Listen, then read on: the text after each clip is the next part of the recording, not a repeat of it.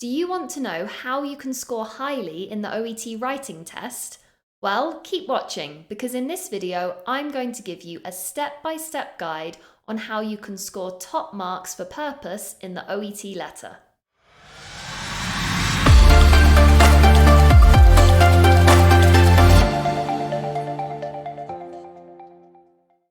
Hi there everyone and welcome to this video from Swoosh English. My name is Grace, I am an expert OET teacher, and in this video I'm going to be focusing on the OET writing test, specifically on how to score top marks in purpose.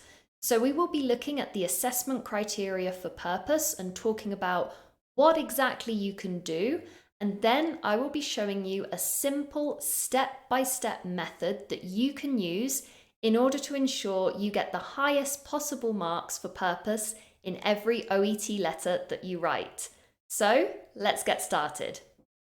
So here we go then with OET writing, scoring top marks for purpose. Let's begin by discussing what we actually mean by the purpose of a letter. What is meant when we talk about the purpose? Well, the purpose of a letter is the reason for writing, so why you have decided to write to that particular person. Why is purpose important, especially when we're talking about the OET writing test?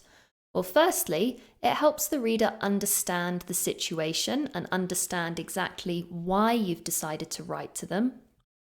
It tells the reader what action they must take, so especially in OET writing, when you write your letter, you will need to communicate to your reader specific actions that they have to take. It helps the reader to identify key details. And in OET writing, purpose is worth 3 marks. So today I'm going to explain to you how you can get the maximum 3 marks for purpose in your OET letter. So how can you do this? How can you get the maximum score for purpose? Well, to answer this question, we need to refer to the assessment criteria. So what you can see here has been taken directly from the OET assessment criteria. And you can see that if you want to score a band 3, which is the maximum score, then the purpose of the document needs to be immediately apparent and sufficiently expanded as required. So what does that actually mean? Well, firstly, it means that your purpose must be immediately clear. So in your opening subsection, you must make sure that you state the purpose of your letter. And secondly, you need to ensure that this is sufficiently expanded upon. Now, this will be within the body of your letter, and we'll look at that in a little bit more detail and how exactly you can do that in just a moment. So what does this look like in practice? How can you apply this to your OET letter? Well, I'm going to walk you through a 4-step process that you can use. Step number 1, you need to start with the case notes. So some OET case notes here will look roughly like this, and you need to be finding 2 sections. Firstly, the notes. Directly underneath that notes heading, you'll see a sentence which tells you the name of the patient and who you are. And then at the end of the case notes, you'll see that heading writing task. And here you'll get the information on who you're writing to and exactly what you're writing about. So the purpose really starts with the case notes. Once we've located those important sections, step 2 is to ask yourself a series of questions. Firstly, who are you? Who is the patient? Who are you writing to? And why are you writing? So let's go through these questions with these specific case notes. Firstly, who are you? Well, we can see in the notes section that it states you are a charge nurse, and you can also see that you are working in a hospital, so you know who you are and where you are. Who is the patient? The patient for these case notes is Gerald Baker. It gives information as well on his age and where he is, again, on the ward of a hospital. Who are you writing to? Now for this section, we need to look in the writing task part of the case notes, where you will always find the name of the person who you are writing to, as well as their address. So we can see here that we're writing to a senior nurse at a nursing home. And finally, why are you writing? We can see here that this nurse who we're writing to will be responsible for the patient's continued care. So our reason for writing is to inform her of actions that she'll need to take to ensure that this patient has continued care at the nursing home. So there we go. We've answered these 4 questions. We now know who you are, who the patient is, who you're writing to, and why you are writing. So now we're ready to proceed to step 3, which is to write your opening subsection. Remember, in the assessment criteria, it says that your purpose must be immediately clear. That means we must include our purpose in the opening subsection. Now let's take a look at a few different example subsections. Which one best expresses the purpose for this particular letter? So we have option A. Take a moment just to read this. Option B. And option C. Take a moment now to consider these 3 sentences. Which one best expresses the purpose for this letter? Remember, it needs to be immediately apparent why we are writing, and we need to give the information on who we're writing about. So hopefully you will have noticed that the best option was B. So you can see that in this option, the writer has mentioned the full name of the patient. They've mentioned the treatment they received, a total hip replacement, and they are stating that the patient's being discharged back into your care. So we get all the information that we need from that opening sentence. Now, why are these other 2 not good options? Firstly, option A is too informal.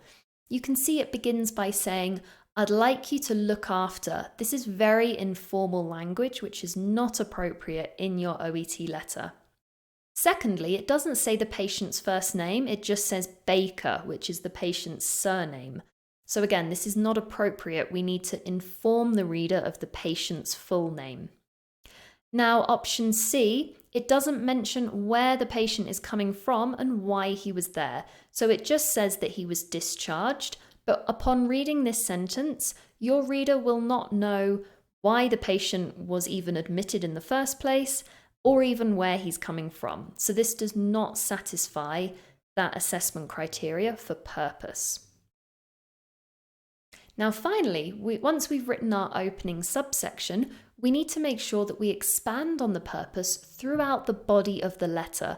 So this is going to involve considering why you're writing and specifically what action the reader must take, because there's usually some kind of action that you need to inform your reader about. So this is going to involve expanding on that purpose. And in order to do this, we're going to need the case notes again. So we'll be referring to information from the case notes that we need to communicate to our reader. Let's take a look at a couple of example body subsections from this letter. Take a look and see, has this sufficiently expanded the purpose? Questions you're going to ask yourself is, why are you writing and what action must the reader take? Have these 2 points been expanded upon in these subsections? Take a look. What do you think? So hopefully you were able to pick out a few nice examples here of where this writer has expanded the purpose. So they've mentioned about the patient's continued care, which, as we know from the task, is the purpose for writing. We're informing the nurse at the nursing home of the patient's continued care needs. So we've got mention of pain relief, exercises, observation, and monitoring. So here you can see that this writer has sufficiently expanded the purpose within the body of the letter. Now let's take a go at doing this for ourselves. We're going to focus on these case notes. If you see the last 2 points, staples to be removed and follow-up tests, we're going to have a look at how we can sufficiently expand these points within a body paragraph. So take a look at 3 options and decide which one best expands on the purpose. So we have option A, option B, and option C. So really take a moment now to consider which of these three options has best expanded on the two notes in the case notes indicated above. And hopefully you came to the conclusion then that option C was the best option. So we've stated here that the staples will be removed. That's a plan that's already going to happen. We've stated when and where it's going to happen and specified the specific follow-up blood tests which will be conducted. If we take a look at the other two options, option A, it mentions that the staples need to be removed, but it doesn't say when. So in the case notes, it says they'll be removed in 2 weeks. That's quite an important piece of information that needed to be communicated here. And in option B, it does talk about blood tests, but it doesn't specify which type of tests. So once again, that information needed to be more sufficiently expanded upon in these example sentences. So let's recap that 4-step method that we've looked at in the video today. Firstly, you need to start with the case notes, locate that sentence at the beginning and the task at the end that tells you the name of the patient, who you are, and then who you're writing to. And then ask yourself those 4 questions. Who am I? Who is the patient? Who is the reader? And why am I writing? Then you can proceed to write your opening subsection, and remember that it's very important your purpose is made immediately clear in that opening subsection. And then you're going to expand on the purpose throughout the body of your letter. So making sure that your reason for writing, the actions that the reader must take, have been sufficiently and clearly communicated to your reader. And if you use this 4-step process, then that should ensure that every time you write your OET letter, you can get the maximum 3 points for purpose.